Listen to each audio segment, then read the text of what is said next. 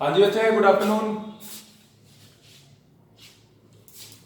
हम last chapter start करते हैं, बायोमोलिक्यूल्स। ठीक है, ये आज फर्स्ट लेक्चर जो लगा रहा हूँ ये 3 बार करा चुका हूँ, तीसरी बार करा रहा हूँ आज। ठीक है, हो सकता है आप में से एक दो ने तीनों लेक्चर लगाए हो, राइट। अच्छी बात है, जितनी बार करोगे रिवाइज हो जाएगा आपका। आपके पास बुक होनी चाहिए खुली, ठीक है, और उसमें मैं आपको साथ साथ मार्क करवाऊंगा, राइट। बच्चे साथ में बोलो, मेरे को पता लगता है, ठीक है, क्योंकि ऑफलाइन बच्चे नहीं बैठे हुए आज, आप लोग ही हो। ठीक है, ओके ओके। तो बायोमोलिक्यूल्स में हमारे पास आते हैं जैसे कार्बोहाइड्रेट्स,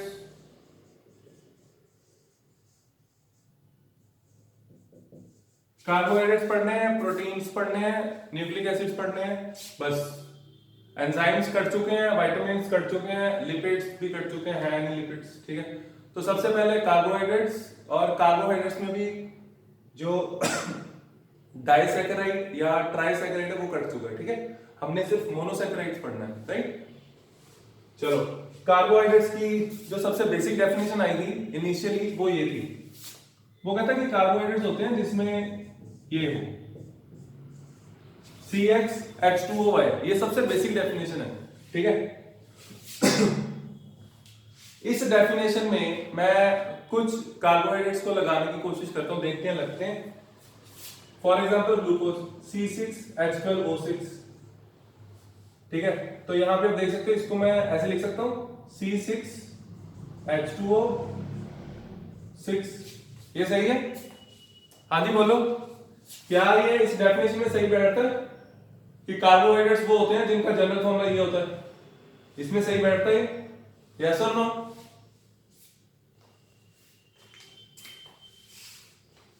बोलो बोलो बच्चे, बोलो बोलो, शाबाश।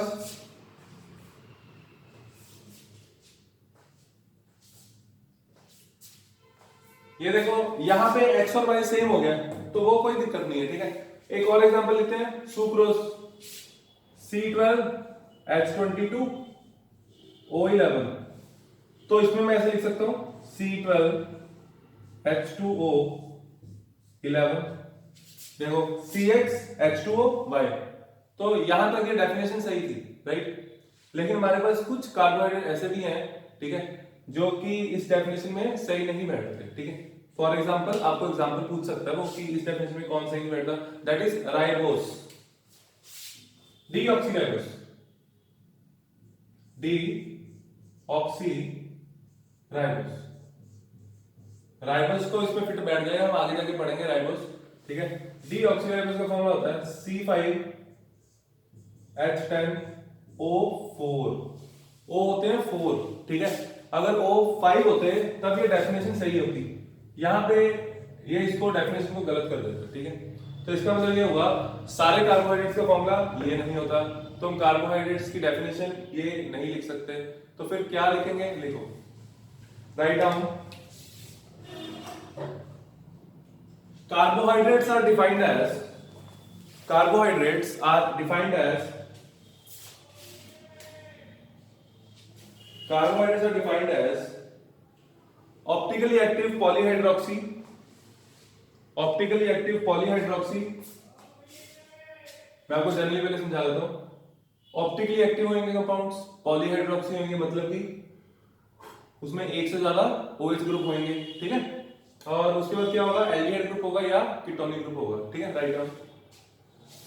ऑप्टिकली एक्टिव पॉलीहाइड्रोक्सी एल्डिहाइड्स और पॉलीहाइड्रोक्सी कीटोन्स,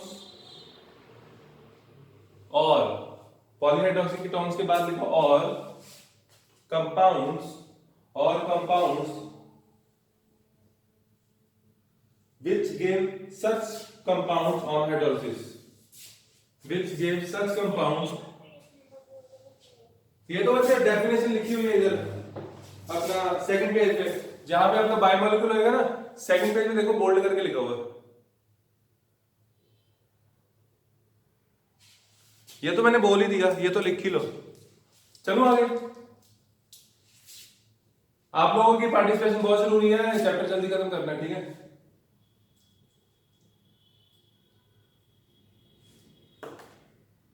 चले आगे। हाँ जी, ओके। आगे लिखो बच्चे, क्लासिफिकेशन ऑफ कार्बोहाइड्रेट्स। हेडिंग्स देखते जाओ, जो मैं लिखवा रहा हूँ वो लिख लो, बाकी लिखने के लिए जगह छोड़ दो, ऐसे करना है आपको, ठीक है।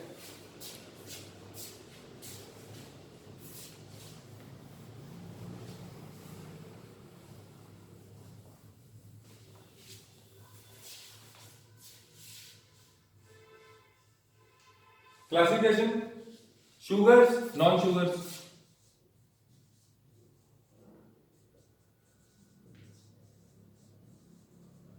शुगर्स, इनकी एग्जांपल्स कुछ सब कुछ खुद लिखना है।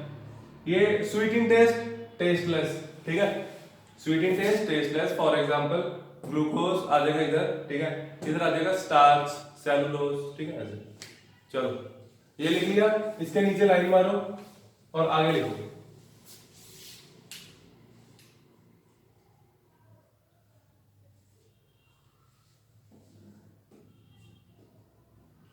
देखो nowadays, देखो nowadays carbohydrates are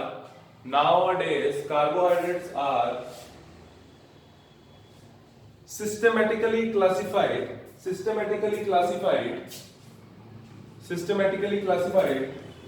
into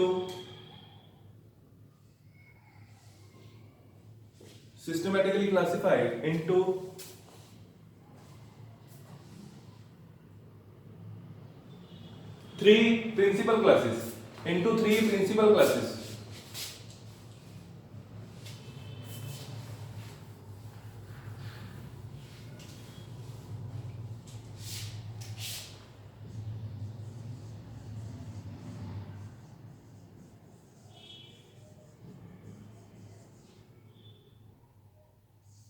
आपको ना अभी देखना है, फिर लिख लेना, ठीक है। मोनोसैकेराइड का मतलब होता है, सैकेराइड का मतलब होता है शुगर, ठीक है।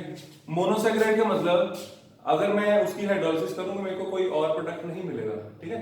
मतलब कि उसको वाटर ऐड करने पे वो टूटेगा नहीं, राइट।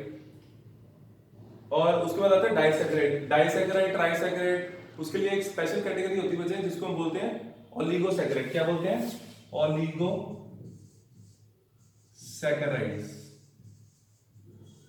जो ओलिगोसैकेराइड होते हैं उसके अंडर आते हैं di, tri and up to 10, ठीक है।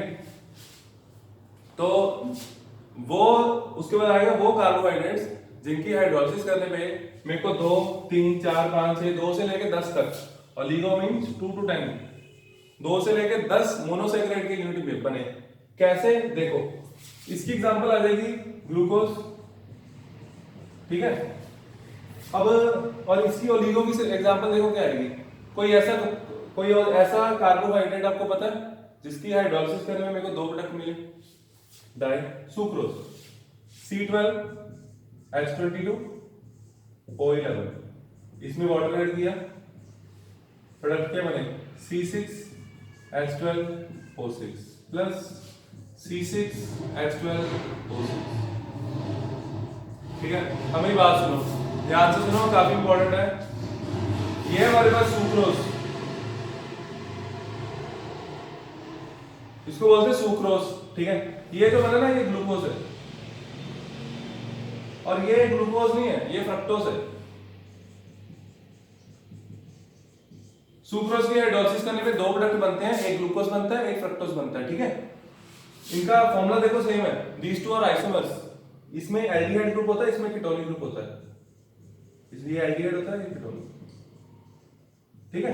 तो देखो आपसे पूछा जाए सुक्रोज क्या है, सुक्रोज इज अ डाइसैकेराइड, क्योंकि इसकी हाइड्रोलिसिस करने में मेरे को 2 प्रोडक्ट मिल रहे हैं। बच्चे ये समझ आया? एक बार बोल दो सभी जल्दी। हाँ जी बोलो,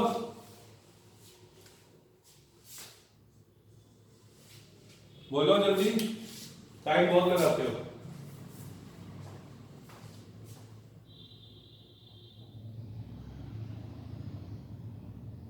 हाँ जी, रमन, हरलीन, आकांक्षा, श्रुति, बोलते नहीं हो गई। बच्चे बोलना करो, मेरे को स्पीड पता लगे किस कैसे आपको खर्चा समझ आ रहा है ना, उस हिसाब से मैं स्पीड बढ़ाता हूँ, ठीक है। तो ओलिगोसैकेराइड होते हैं जिसकी हाइड्रोलिसिस करने पे अगर 2 प्रोडक्ट मिले तो मैं बोलूंगा डाइसैकेराइड, 3 अगर मिलेंगे तो ट्राई, ठीक है। इनकी एग्जांपल्स करने की जरूरत नहीं है, डाई की एग्जांपल आपको आनी चाहिए। डाई में एग्जांपल्स आ जाएंगे सुक्रोज, माल्टोज, लैक्टोज, ठीक है। चलो इनकी डेफिनेशंस लिखनी है खुद, अगर मेरे को कहोगे लिखवा दो मैं लिखवा दूंगा, ज्यादा फर्क नहीं पड़ना। देखो थर्ड आती है polysaccharides.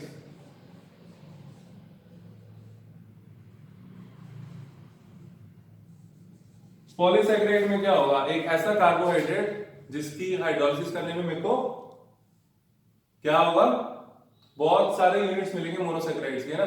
For example starch C6H10O5 N, starch में यहां होता है N, ठीक है, थाउजेंड्स तक वेरी करता है, प्लस NH2O, क्या बन जाएगा, मान लो N की वैल्यू फॉर एग्जांपल मैं 1 मान के चल रहा हूं, है नहीं, ठीक है, काफी ज्यादा होती है, 1000 तक जाती वैल्यू। इसको 1 किया, हाइड्रोजन 6 हो गए, 12 हो गए, ऑक्सीजन 6 हो गए, ग्लूकोज बन गया, ठीक है। तो यहाँ पे N टाइम्स ग्लूकोज बन जाएगा, NC6H12O6, ठीक है। तो आपके सामने है कि स्टार्च की हाइड्रोलिसिस करने में क्या बना, N मॉलिक्यूल्स बने ग्लूकोज के, it means starch is a polysaccharide, ठीक है। कर लो नोट।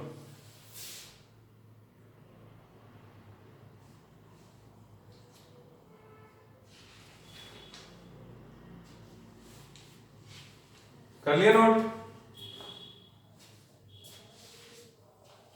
हाँ जी बच्चों चले आगे।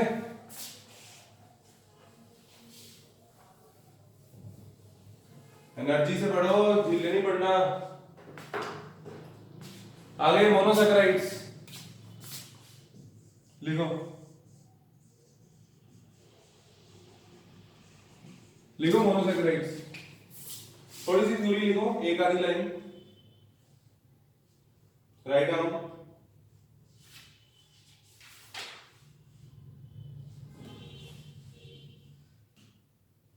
एक बार आपको लिखवाई देता हूं, लिखो monosaccharides are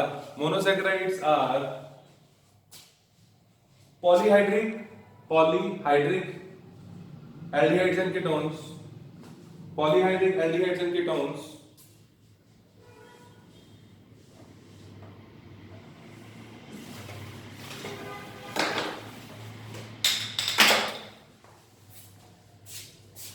which cannot be hydrolyzed into simpler carbohydrates, ठीक है, which cannot be hydrolyzed into simpler carbohydrates, right।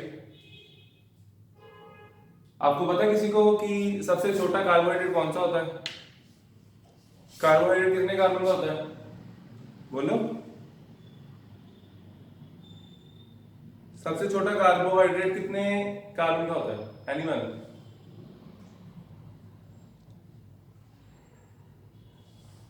3 carbon का। और आपने देखा फ्रक्टोज में कीटोनिक ग्रुप था और ग्लूकोज में एल्डिहाइड ग्रुप था, इसका मतलब क्या हुआ, 2 कैटेगरीज होंगी, कीटोन वाली और एल्डिहाइड वाली, ठीक है। तो उसी के बेस पे 2 कैटेगरीज बनाई गई हैं, aldoses, ketosis, right on. The monosaccharides are classified as aldosis, definition खुद लिखनी है, ठीक है। इसमें एल्डिहाइड ग्रुप होता है, जिस कार्बोहाइड्रेट में एल्डिहाइड ग्रुप होगा वो होगा एल्डोसिस। 2 एग्जांपल मैं बताऊंगा, ठीक है, वो इंपॉर्टेंट। ग्लाइसिन एल्डिहाइड,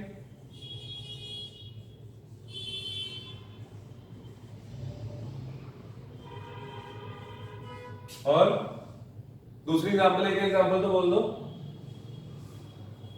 सुनो मुन्नू, एग्जांपल बता दो।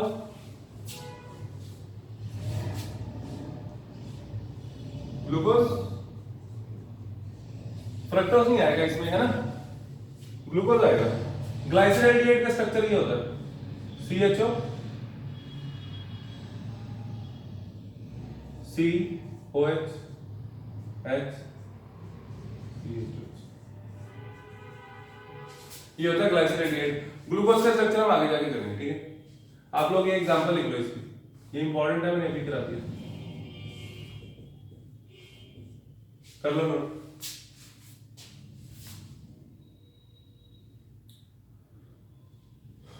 चले आगे, लिख लिया है?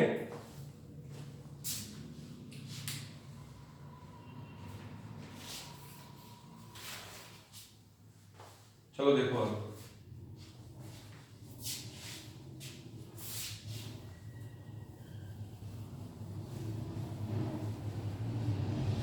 कीटोसिस,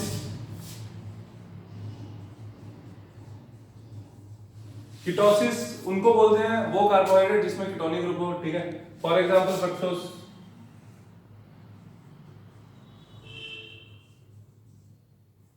फ्रक्टोज में कीटोनिक ग्रुप होता है, राइट। और इसके साथ ही मैंने आपको स्टार्टिंग में बताया था कि सबसे छोटा कार्बोहाइड्रेट 3 कार्बन का होता है, ठीक है, जैसे कि ये। तो इसको एक और सब कैटेगरी में डाल दिया जाता है, ठीक है, उसको बोलते हैं ट्राइओसिस, ठीक है। मैं आपको ये लिखवा देता हूं, आप लोग कीटोसिस लिख लो, एग्जांपल लिख लो, आगे मैं लिखवाता हूं।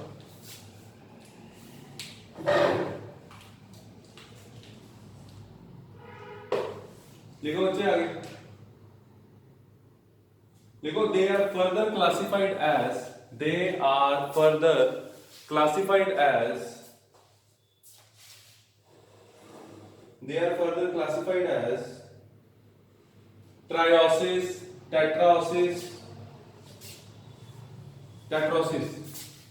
They are further classified as triosis,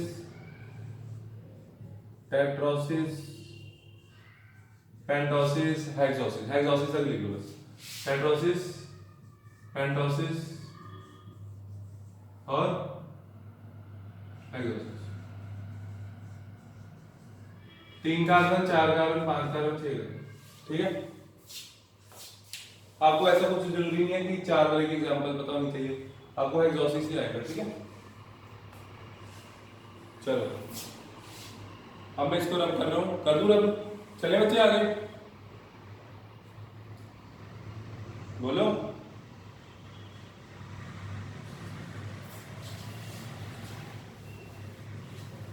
बोला करो भाई।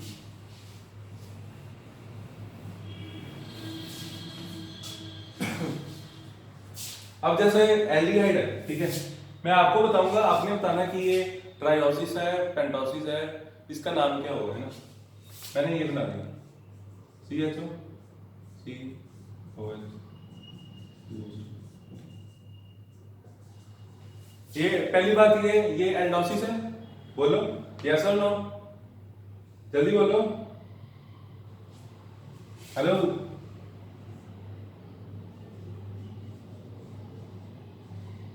बोलो भाई, बोलो। एल्डोसिस है, उसके बाद ट्राइओसिस है, ठीक है, 3 कार्बन है, इसका पूरा नाम पता क्या हो जाएगा?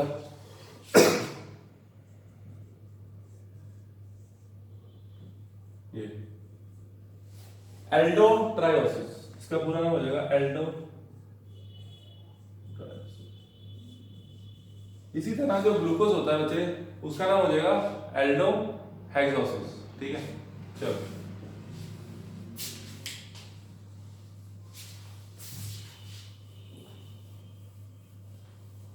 आगे लिखो।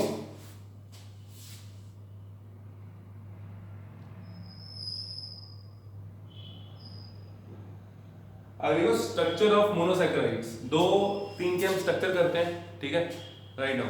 देखो स्ट्रक्चर ऑफ मोनोसैकेराइड्स,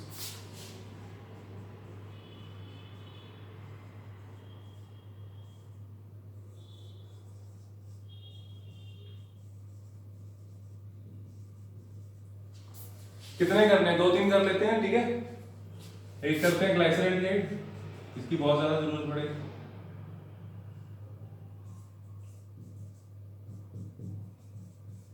और यहाँ पे आपको मैं ग्लूकोज भी करा देता हूँ।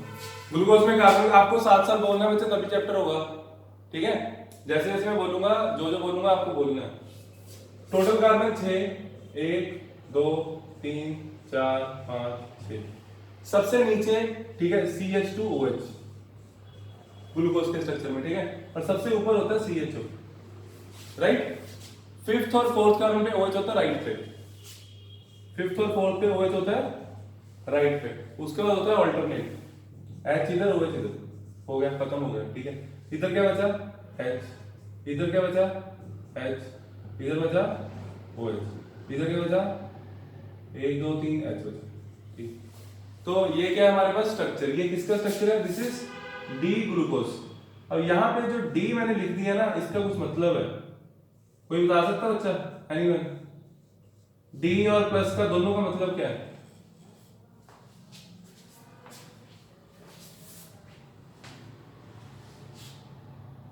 हाँ जी बोलो, डी और प्लस का मतलब क्या है?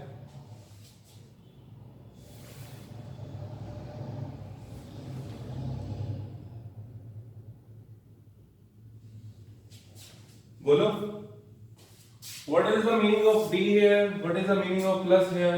Anyone?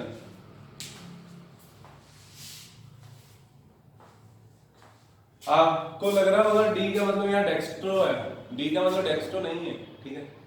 प्लस का मतलब डेक्स्ट्रो है, इसका मतलब है राइट तरफ रोटेट करेगा, ये पोलराइज लाइट को राइट तरफ रोटेट करवाएगा। ये जो D है ना, इसका मतलब हमने भी पढ़ना है, इसका मतलब अलग होता है।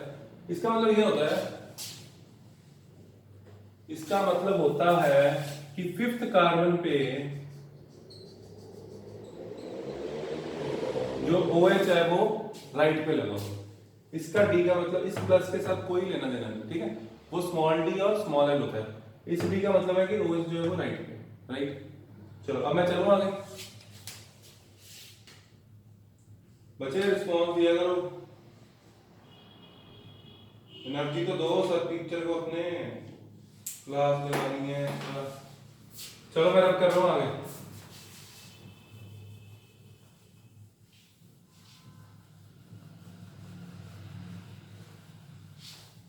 चलो आगे लिखो, आगे अब आ गए जो टॉपिक में बोल रहा था, डी एंड एल डेजिग्नेशन।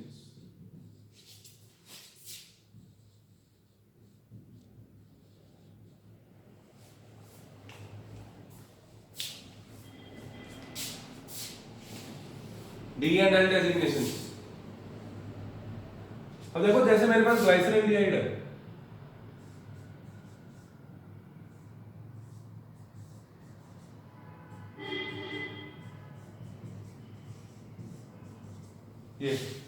ये होता है डी ग्लाइसरॉल्डिहाइड,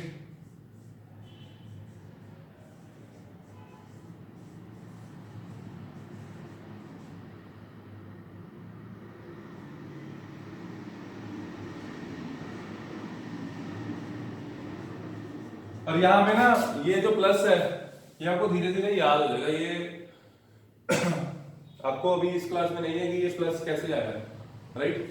आपको इसका मतलब पता होना चाहिए, कैपिटल डी का बस। और इसकी अगर मैं मिरर इमेज बनाऊं ऐसे बनेगी, ये होती है अल्फा,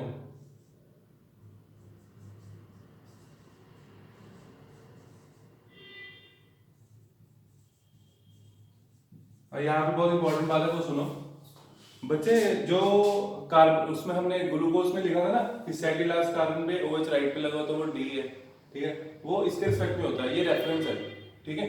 सारे कार्बोहाइड्रेट्स को हम जो नेमिंग करते हैं इसके अकॉर्डिंग करते हैं कि वो D फॉर्म है या L फॉर्म, राइट। लिखो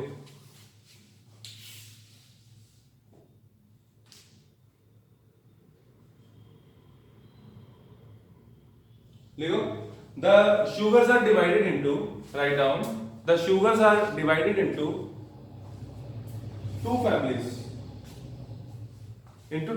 the D family and the L family, the D family and the L family,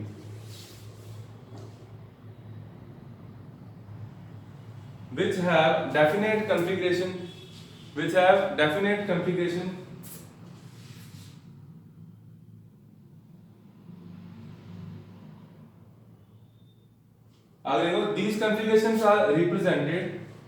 these configurations are represented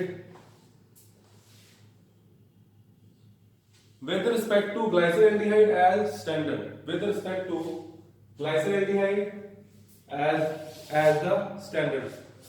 हाँ जी ओके। ये बच्चे आगे देखो डी एंड एल डेजिग्नेशन दिया हुआ है स्ट्रक्चर ऑफ मोनोसैकेराइड के बाद डी एंड एल डेजिग्नेशन दिया हुआ है मिल गया। हाँ बाकी भी कर सकते हो वहां से ठीक है तो वो आपको वहां से लिख लेना है। तो अगर OH मैं यहाँ पे दोबारा बता देता हूं अगर हमारा OH यहां लगा हो राइट पे ठीक है तब हम बोलते हैं डी फॉर्म और अगर लेफ्ट पे हो तो एल डी एल। सारे कार्बोहाइड्रेट्स को नेमिंग इसके रिस्पेक्ट में करनी है राइट। चलो इसकी हम एक दो एग्जांपल्स करते हैं ये मैं रख कर रहा हूं।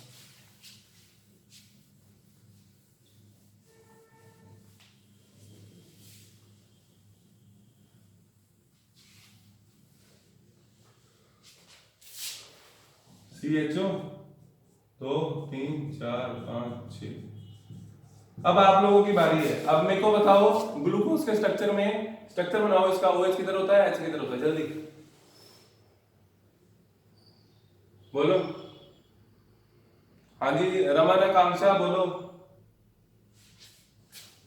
बच्चे बोलो बोलो शाबाश।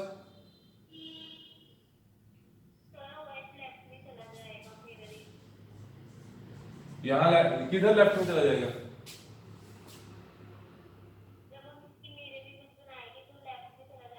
नहीं मैं मिरर इमेज नहीं बना रही अभी इसकी मिरर इमेज नहीं बनानी हमने। मैं ग्लूकोज का स्ट्रक्चर पूछ रहा हूँ कैसा था। फिफ्थ कार्बन पे OH राइट पे था है ना। हाँ फोर्थ पे भी राइट पे था ठीक है ये आपको याद करना।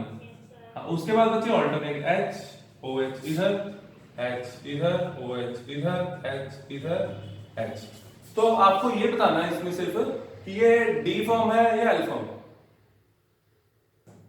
ये डी ग्लूकोज है एल ग्लूकोज है।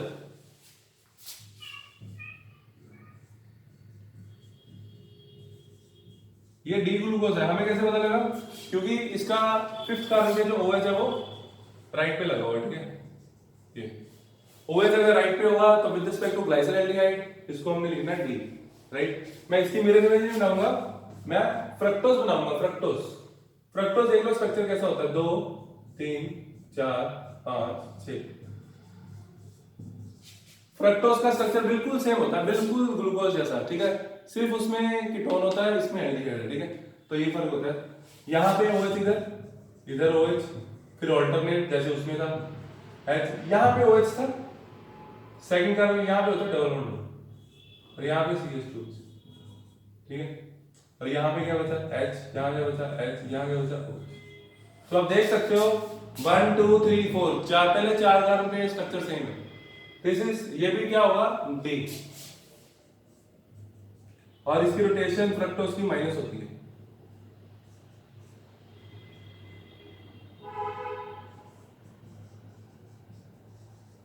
अब मेरी बात सुनो ध्यान से ये लिखो पहले लिख लो जल्दी hurry up.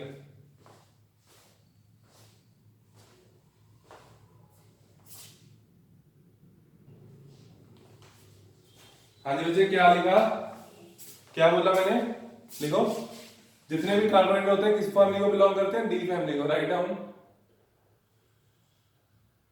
All naturally occurring carbohydrates belong to D form लिख लिया भाई चलो आगे है presence of asymmetric carbon atom write down presence of asymmetric carbon atom.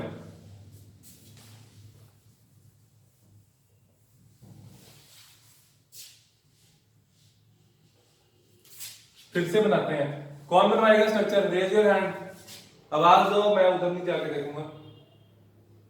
Structure कौन बनवाएगा ग्लूकोज और फ्रक्टोज का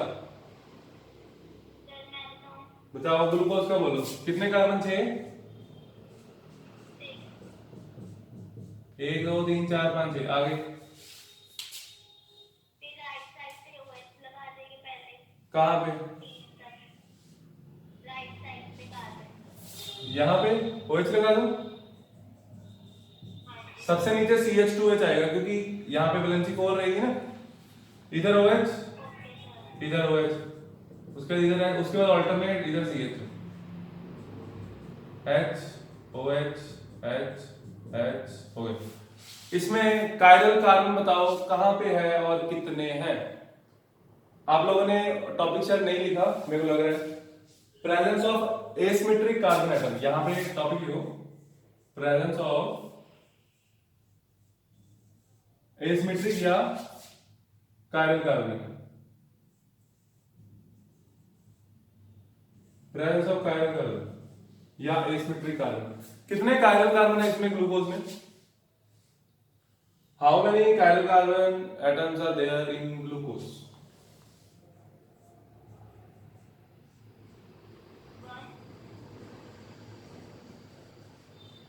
मेरी बात सुनो ध्यान से, कायरल देखना कैसे है? ABCD, चारों ग्रुप डिफरेंट होने चाहिए, ठीक है। तो ऊपर वाला तो डबल बॉन्ड O बना रहा है, उसके 4 बॉन्ड अलग अलग एटम के साथ नहीं बन रहे, इसके पास भी 2 हाइड्रोजन है ना, तो ये भी कायरल नहीं है। ये तो कायरल है, ये ग्रुप डिफरेंट, ये ग्रुप डिफरेंट, ये ग्रुप डिफरेंट और ये पूरा ग्रुप डिफरेंट, ठीक है। पूरा ग्रुप देखना है आपको, ये नहीं देखना कि ये कार्बन के साथ जुड़ा है, ये भी कार्बन के साथ जुड़ा है ना, हमें पूरा ग्रुप देखना होता है, ठीक है। समझ आया? तो इसका मतलब ये कायरल 1 2 3 4, तो टोटल कायरल कितने हो गए? 4। टोटल कायरल हुए 4। तो number of optical isomers, optically active लिख होता है इसमें कौन सा सिमेट्री है? Number of optically active isomers to the power n। तो ग्लूकोज में टोटल 16 आइसोमर होते हैं, 16 आइसोमर होते हैं। और एनेंशियोमेरिक पेयर कितने होंगे? आप लोगों ने पेपर दिए, एल्केन पढ़ा होगा, एनेंशियोमर पढ़ा होगा, क्या होता है? सॉरी, 16 आइसोमर बने, एनेंशियोमर कितने बने? एनेंशियोमर मिरर इमेज, इसकी मिरर इमेज बनाऊंगा तो 2 आइसोमर हो गए, लेकिन एनेंशियोमर का पेयर 1 हुआ। डी और एल का जो पेयर होता है उसको बोलते हैं एनेंशियोमर, ये और इसकी मिरर इमेज। ऐसे ही 8 स्ट्रक्चर होंगे हमारे पास, टोटल हमारे पास 8 पेयर होंगे। आप लोग बना सकते हो, मैंने ऑफलाइन में भी बच्चों को बोला था, आप लोगों को भी बोल रहा हूं कि जैसे ये एक स्ट्रक्चर बना हुआ है, ठीक है, ये तो आपको पता है ग्लूकोज का है, राइट। आपको क्या करना है, एक बार OH को उधर लगाया, स्ट्रक्चर अलग हो गया, उसकी ऑप्टिकल रोटेशन डिफरेंट रहेगी, ठीक है, तो उसकी मिरर इमेज इससे बिल्कुल अलग रहेगी। तो ऐसे करके टोटल हमारे पास 8 पेयर बनेंगे, यानी कि 16 स्ट्रक्चर बनेंगे, राइट। समझ आया? आप लोग ये ट्राई करके देख सकते हो। तो एनेंशियोमेरिक पेयर बनेंगे, अगर मैं इसको A से डिनोट कर रहा हूं तो बनेंगे A/2। ये कॉम्पिटिटिव है, ठीक है, कर लो जल्दी जल्दी जल्दी जल्दी, शाबाश।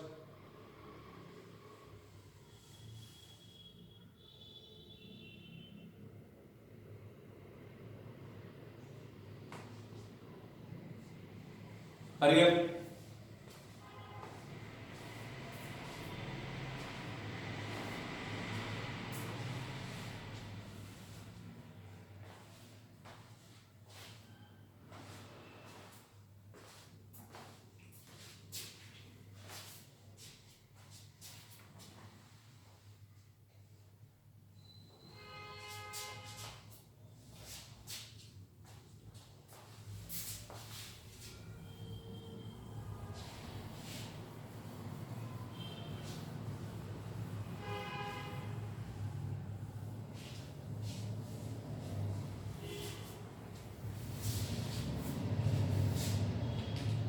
चलो आगे देखो बच्चे, हमने ना ये हमने पढ़ लिया मोनोसैकेराइड क्या होते हैं, देख लिया, right. D and L designation कैसे देनी वो पता लग गया, एसिमेट्रिक कार्बन देखना था वो देख लिया। अब हम मोनोसैकेराइड्स पढ़ेंगे, कौन कौन सा हमने पढ़ना है, ठीक है। हमने 2 मोनोसैकेराइड पढ़ने हैं, ग्लूकोज और फ्रक्टोज, ठीक है। तो इसमें क्या करेंगे, पहले थोड़ी सी प्रिपरेशन करेंगे, फिर ग्लूकोज के स्ट्रक्चर पढ़ेंगे, ग्लूकोज का स्ट्रक्चर एक्चुअल में कैसा होता है, साइक्लिक स्ट्रक्चर एग्जिस्ट करता है ग्लूकोज का, वो हम देखेंगे क्यों होता है। ठीक है, चलो सबसे पहले करेंगे प्रिपरेशन। राइट डाउन ग्लूकोज, बड़ी सी हेडिंग दो ग्लूकोज की।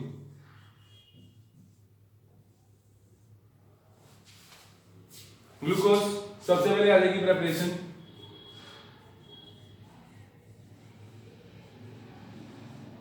बुक में 2 दी हुई है, आगे जाके 2 और है, 4 है, यहीं पे हम 4 कवर कर लेंगे। ठीक है, प्रिपरेशन में आ जाएगी सबसे पहले आ जाएगी फ्रॉम स्टार्च कर लेते हैं।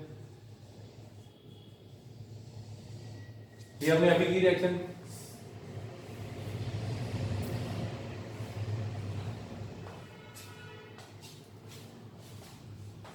हाँ जी, स्टार्ट में क्या किया, C6H10O5 कितना था N, क्या ऐड किया था NH2O, क्या बना था C6H12O6, N यूनिट बन गया। तो पहली preparation from starch, right, note कर लो इसको।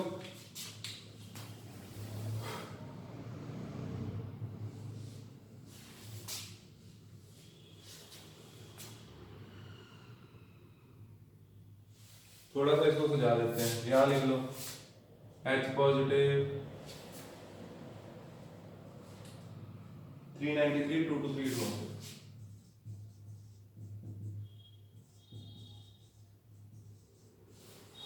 चलो बच्चे लिख ली है प्रिपरेशन, आप लोग मेरे को बोल के बताओ जल्दी जल्दी, आगे चलेंगे। हरी अप, चलो सेकंड प्रिपरेशन करते हैं। ग्लूकोज बनाने का कोई और मेथड किया है, ग्लूकोज बनाने का कोई और मेथड किया हमने। Sucrose C12H22O11, C12H22O11, C12H22O11। हमारे पास 3 होते हैं कार्बोहाइड्रेट जिनका फॉर्मूला ये सेम होता है। ठीक है, सुक्रोज, माल्टोज एंड लैक्टोज। कौन कौन सा, sucrose, maltose, lactose. You guys are lucky कि ये सारे हट गए सिलेबस से। ठीक है, plus H2 plus H2 plus H2। आप लोगों को एक बात तो क्लियर होगी कि इनके स्ट्रक्चर अलग अलग होंगे, है ना, तो प्रोडक्ट्स भी अलग अलग ही होंगे, राइट। सुक्रोज की हाइड्रोलिसिस करो तो 2 प्रोडक्ट बनते हैं, C6H12O6 प्लस C6H12O6, यानी कि ग्लूकोज प्लस फ्रक्टोज। माल्टोज की हाइड्रोलिसिस करने में C6H12O6 के 2 यूनिट बनते हैं, ग्लूकोज के ही दोनों होते हैं ग्लूकोज। तो 1 मोल से 2 मोल बनते हैं, सुक्रोज से 1 मोल से इसका 1 मोल बनता है। ठीक है, एमसीक्यू टाइप में आ सकता है। लैक्टोज, लैक्टोज से बनेगा C6H12O6 प्लस C6H12O6। आप लोग होगे सर बाहर जाओ, देखो मेरी बात सुनो, इसको याद देखो कैसे करना है, देखो ये याद कैसे करना है। सुक्रोज का हो सकता है मेरे हिसाब से आपने केमिकल किनेटिक्स में भी किया, ठीक है, तो इसकी शायद हाइड्रोलिसिस आपको याद हो, ग्लूकोज प्लस फ्रक्टोज। अगर नहीं याद तो कोई दिक्कत वाली बात नहीं है। लैक्टोज देख लो, सब में ग्लूकोज आना ही आना, तीनों में ग्लूकोज है, ग्लूकोज ग्लूकोज ग्लूकोज। ठीक है, तीनों में ग्लूकोज का यूनिट आ गया। उसके बाद जो लैक्टोज है, लैक्टोज, इसका नाम क्या है, लैक्टोज। लैक्टोज से बनेगा गलैक्टोज। क्या बनेगा, गलैक्टोज। ये क्या है, गलैक्टोज।